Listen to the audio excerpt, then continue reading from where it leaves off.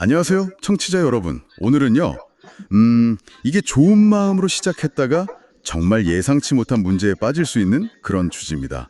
바로 자동차 명의 대여에 대해서 좀 깊게 이야기 나눠볼까 합니다. 자료들을 보니까 친구나 가족이 좀 어렵다고 해서 명의를 빌려줬는데 이게 자동차 보험에서 정말 심각한 문제를 일으킬 수 있더라고요.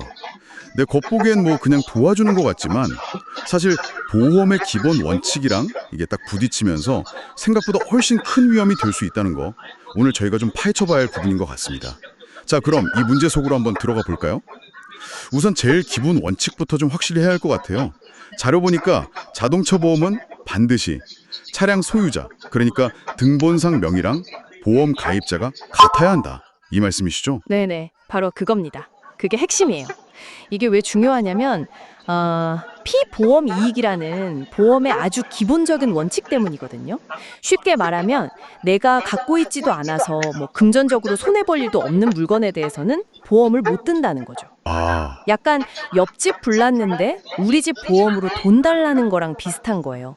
당연히 주 정비에서도 이런 식의 보험 가입은 안 받아주고요. 그 피보험 이익 원칙이요?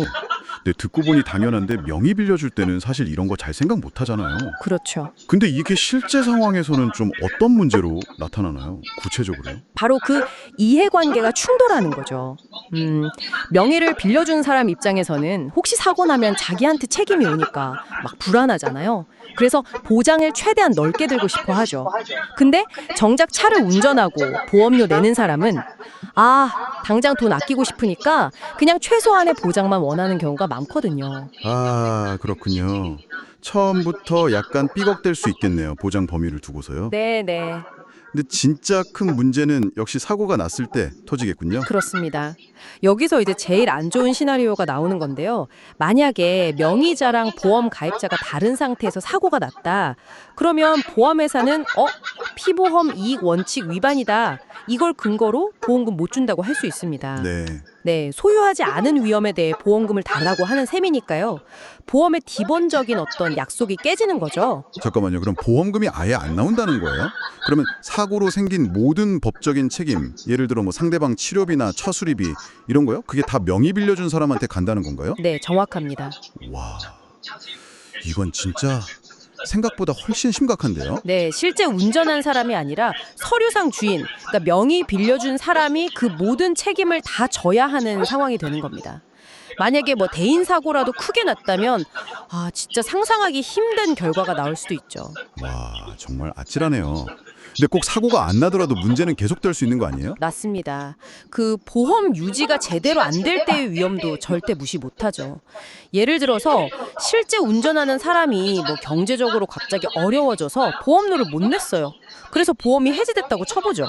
근데 명의자는 그 사실조차 모르고 있을 수 있잖아요. 네, 그렇죠. 그런 상태에서 운전하다 사고 나면 보장은 당연히 하나도 못 받고 심지어는 무보험 운행으로 걸려서 벌금 내라, 면허 정지다, 뭐 차량 등록 취소될 수 있다 이런 행정처분 통지서까지 전부 명의자 앞으로 날아옵니다. 아, 그러니까 명예를 빌려주는 그 순간부터 그냥 자동차와 관련된 거의 모든 법적 책임, 행정적 책임의 주체가 그냥 내가 되어버리는 거네요. 네, 맞아요. 단순히 차 한 대 사주는 거, 도와주는 그런 차원이 아니라 보이지 않는 책임 꼬리표를 계속 달고 다니는 셈이군요, 이게. 보험 가입은 됐는지, 돈은 잘 내고 있는지 이런 것까지 계속 신경 써야 하는 부담도 생기고요. 그렇죠. 부담이 커지죠. 자, 그럼 오늘 이야기 좀 정리해 보겠습니다. 핵심은 아주 명확한 것 같습니다. 자동차 명의자와 보험 가입자는 반드시 꼭 같아야 한다는 것. 이것만이 불필요하고 또 감당하기 어려운 위험에서 당신 스스로를 지키는 가장 확실한 길입니다. 뭐 가까운 사람 돕고 싶은 마음 그거 왜 모르겠어요. 충분히 이해하지만 그 좋은 마음 때문에 당신의 어떤 신용이나 법적 책임까지 위험해지는 건 피하는 게 현명합니다. 네, 그렇죠. 보험이라는 게 원래 예측 불가능한 위험에서 우리를 지켜주는 중요한 장치잖아요.